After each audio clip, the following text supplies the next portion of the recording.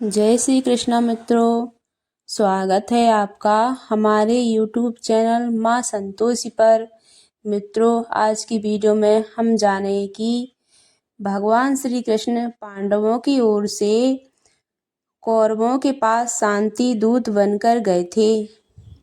जब कौरव तथा पांडवों का युद्ध होना लगभग निश्चित हो चुका था, उस समय से पहले ही पांडवों की ओर से शांति प्रस्ताव लेकर भगवान श्री कृष्ण हस्तिनापुर की कौरवों की सभा में महाराज धृतराष्ट्र को बताया था कि आप पांडवों को अपनी पैतृक संपत्ति दे दीजिए। जब उस बात का विरोध दुर्योधन ने किया, तब श्री कृष्ण ने ऐसा प्रस्ताव रखा कि आप सिर्फ 5 गांव दे दीजिए, मैं पांडवों को भी मना लूंगा। जब दुर्योधन नहीं माना, तो श्री कृष्ण के प्रयास से उपरांत वहां भगवान परशुराम जी का इस सभा में सबको संबोधित करते हुए कहा था, तुम सब निशंक होकर मेरी यह उदाहरण युक्त बात सुनो, यह सबके लिए कल्याणकारी और उत्तम होगी। परशुराम जी ने बताया कि पूर्व काल की बात है।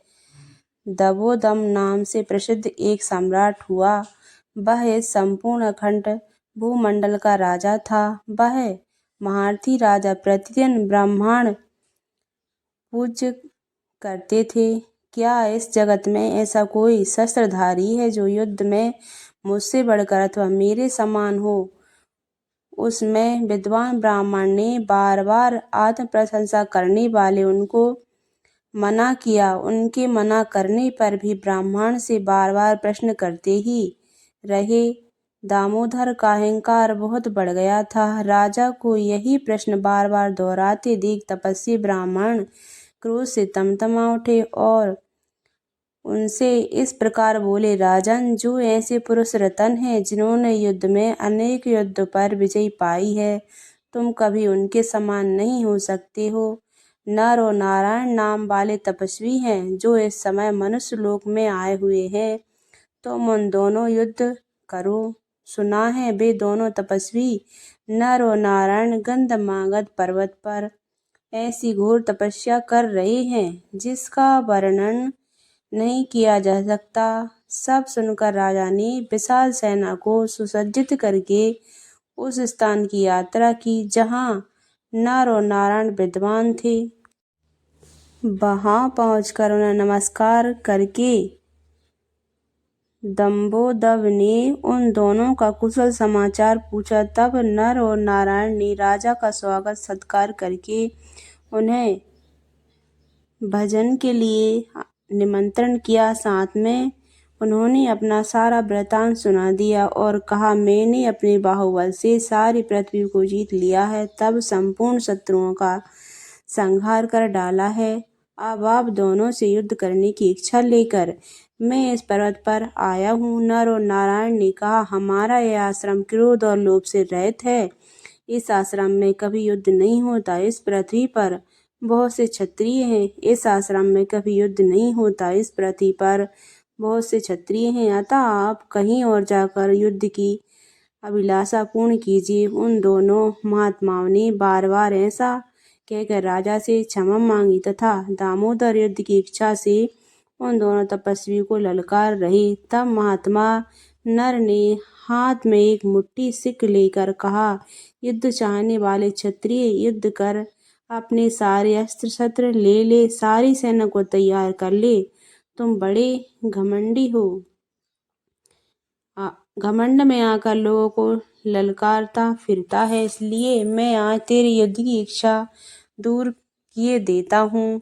दंभोदर ने तपस्वी नर को मार डालने की इच्छा से सब ओर से उन पर बाणों की वर्षा कर दी। फिर महर्षि नर के उनके ऊपर भयंकर आसिक शस्त्र का प्रयोग किया जिसके निवारण करना असंभव था। इस प्रकार नर ने माया द्वारा अपने बाणों से ही दबोदब से सभी सैनिकों को विंध कर डाला।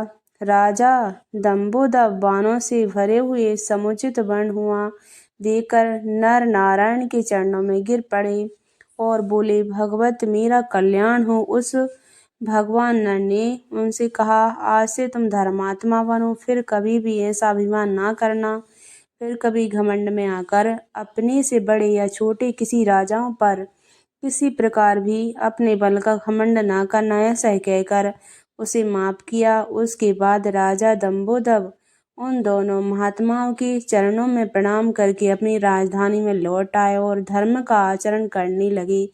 इस प्रकार पूर्व काल में ही महात्मा नर ने महान कर्म किया।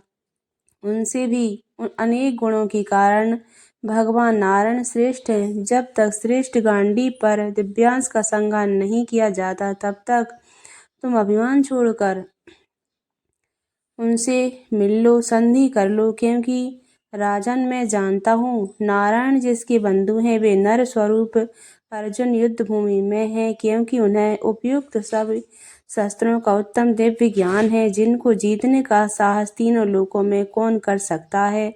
महाराज अर्जुन में असंख्य गुण हैं एवं भगवान जनार्दन उनसे भी बढ़कर हैं। राजन, आज तुम यह पूरी सभा जान लो, दोनों महात्मा जो नर और नारायण के नाम से प्रसिद्ध हैं, वे ही अर्जुन और श्री कृष्ण हैं। तुम्हें यह ज्ञात होना चाहिए कि वे दोनों पुरुष रत्न संसार में सर्वश्रेष्ठ वीर हैं। अगर तुम तनिक भी संदेह नहीं है तो मेरे कहने से श्रेष्ठ बुद्धि पर आश्रय लेकर पांडवों के साथ संधि कर लो, अपने कुल को बचा लो, अपने पुत्रों को युद्ध में जाने से रोक लो। तुम्हारा कुल इस पृथ्वी पर बहुत प्रतिष्ठित है, यह इस प्रकार सम्मानित बना रहे और तुम्हारा कल्याण हो, इसके लिए अपने वास्तविक स्वार्थ का ही चिंतन करो। तुम्हारा कुल बच जाएगा, अन्यथा विनाश निश्चित है। परशुराम जी का यह वचन सुनकर कर्ण मुनि ने भी कौरव सभा में दुर्योधन से एक बात कही। कर्ण बोले, राजन,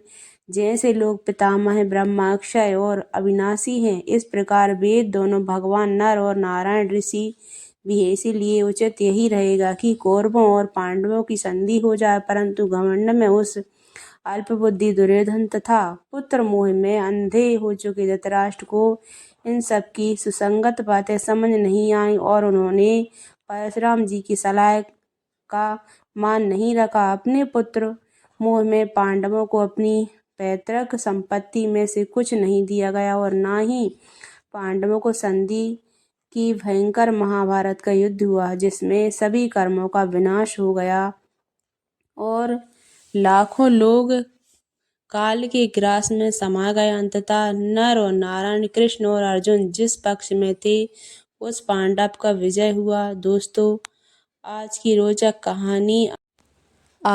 रोचक कहानी आपको कैसी लगी, यह प्रस्तुति कमेंट बॉक्स में अवश्य बताएं। अगर अच्छी लगी हो तो